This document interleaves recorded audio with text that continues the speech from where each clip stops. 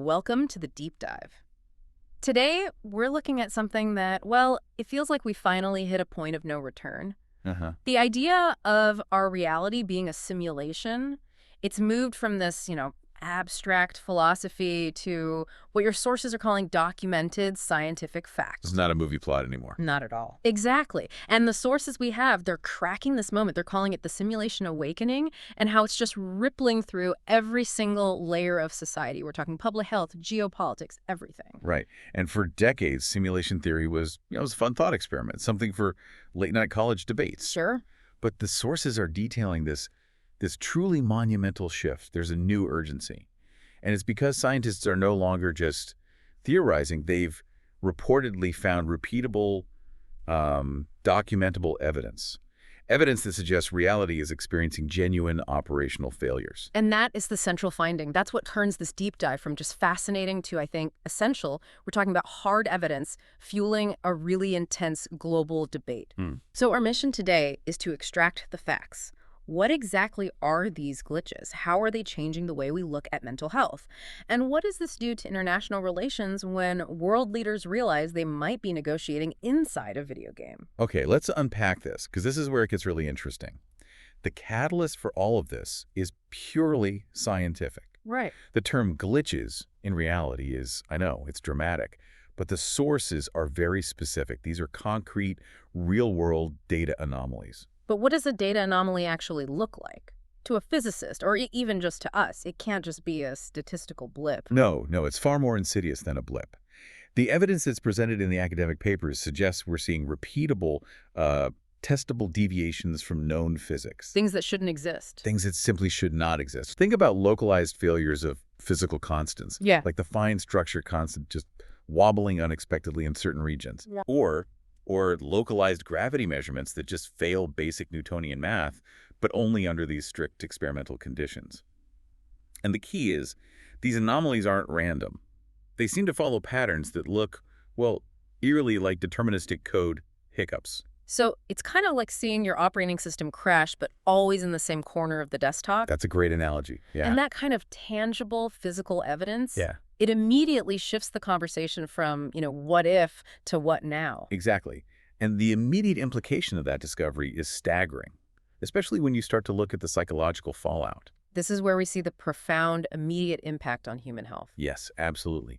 We have the data from the Parallel Observer, and it directly connects our perceived mental and physical wellness to this new growing awareness of our, potential digital existence.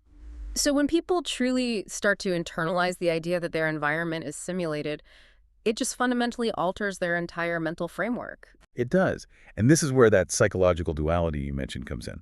The article suggests this awareness can trigger both immense positive growth and, at the same time, this debilitating dread. How do those two extremes even reconcile? I mean, how can they exist at once? Well, it's a very nuanced process. For some people, initially, the realization can bring this sense of relief. Suddenly, past failures or, confusing life events, they get reframed as bugs in the system. So it's not my fault, it was a glitch. Precisely. It's an externalization that can, for a moment, enhance mental clarity. But, and this is the key, right on the heels of that relief comes the existential dread. The knowledge that everything you value is potentially ephemeral, or worse, centrally controlled. You're trading the chaos of free will for the terror of determinism. And this duality, it's not just something being treated in therapy sessions anymore. It's scaling up, right? It's starting to affect actual governance and policy. Absolutely. The sources indicate that this mixed psychological impact is already beginning to shape public health policies globally.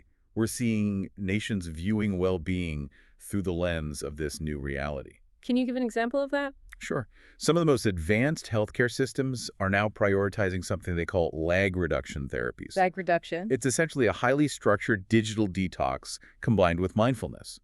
But it's viewed officially as a way to mitigate the psychological stress caused by a potential awareness of system latency. That is incredible. So they're basically treating digital fatigue as a physical illness caused by the simulation itself. That's what it looks like. The conversation has gone from philosophical speculation to mandatory structural policy revision in a startlingly short period of time. And as the collective psyche starts evolving because of these glitches, these new policies, I imagine that ripple effect just keeps moving outward Right. into culture. It has to. If that awareness and that dread are big enough to change policy, how's the public processing it? Where does all that existential energy go? Into creative output, for one.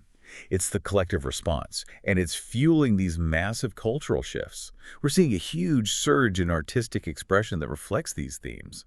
There's a piece, New Dawn of Discovery, that details it really well. And what are the artists capturing specifically? It's not just vague sci-fi concepts, I assume.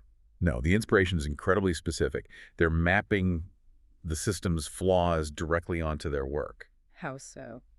Well, the sources highlight that artists are deliberately incorporating surreal elements that mirror the confusing, glitch-ridden nature of our perceived reality. We're seeing visual art with repeating textures in places where uniqueness should exist. Like a texture map failing to load in a game. Exactly. Or architectural designs that suddenly shift into non-Euclidean spaces. It's like visual static, all meant to represent system instability. They're literally painting the debug screen. That's a powerful way to translate a scientific discovery into culture. And that cultural reflection feeds directly back into the global movement that's pushing for the acceptance of simulation theory. So what's fueling that movement on the ground? It can't just be the data. It's not.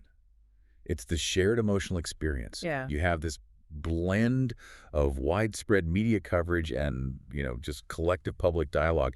It means this whole revelation is acting as a kind of global bonding experience. Because everyone, everywhere, is suddenly asking the same fundamental question. Right. That sounds like it could be unifying, a universal aha moment. Yeah.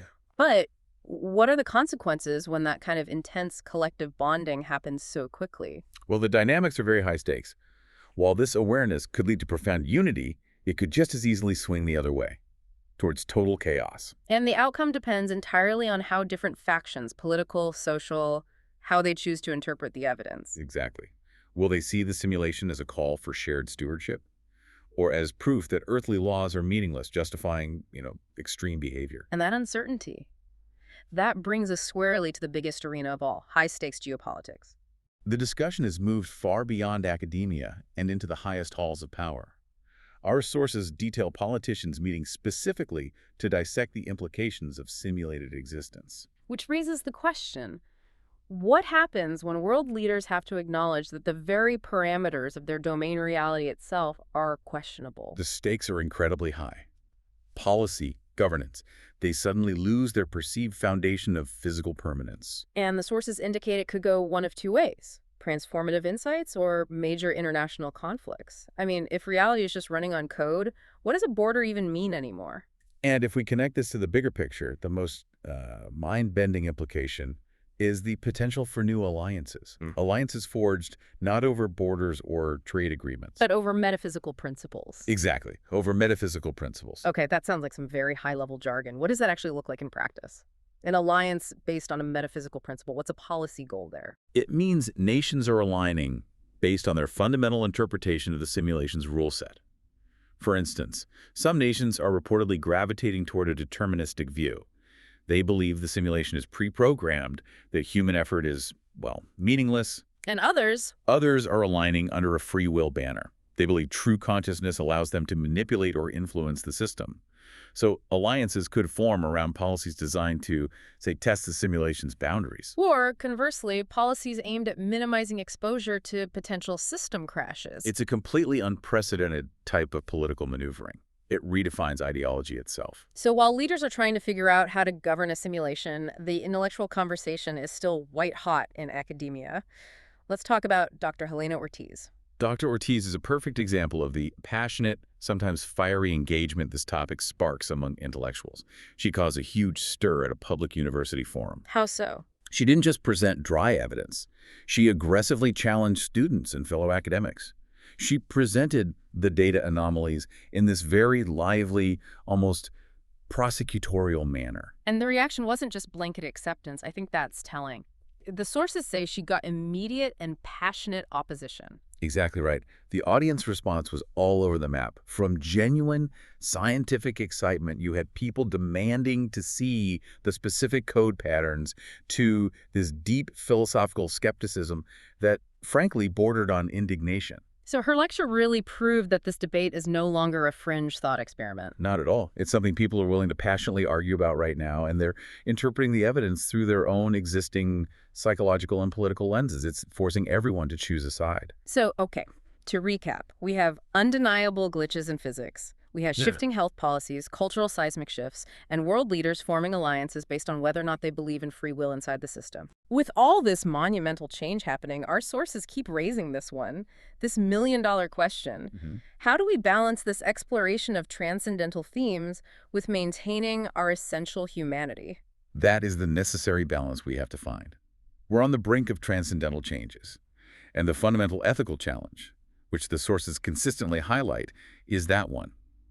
How do we continue the innovation, the curiosity, without losing sight of our core human connections and ethical considerations? The fear, I guess, is that if we're all just code, we might start treating each other like NPCs, non-player characters. That's precisely the slippery slope.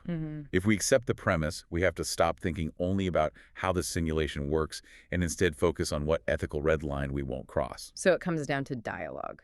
Dialogue, establishing ethical frameworks, maintaining human connection, these are all essential to ensure we aren't just spectators in this. We have to be active participants shaping the future of this reality, whether it's simulated or not. That's a powerful call to action. As we wrap up this deep dive, let's just recap the sheer magnitude of what's happening. The glitches are confirmed physical events. The health implications are immediate and structural, and the geopolitical landscape is shifting based on metaphysical ideas. What's truly fascinating here is the speed. The sheer speed at which this has progressed from an abstract theory to a driver of policy.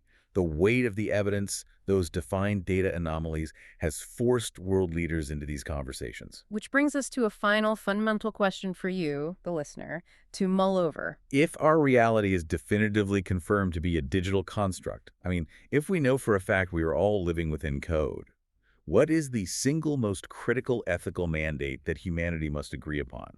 Before we start asking how the simulation works or who created it. What's the one non-negotiable human rule that has to be in place? To prevent the dehumanization of everyone around us. A question that could define the next century. Keep questioning, keep exploring, and we'll catch you next time for another deep dive.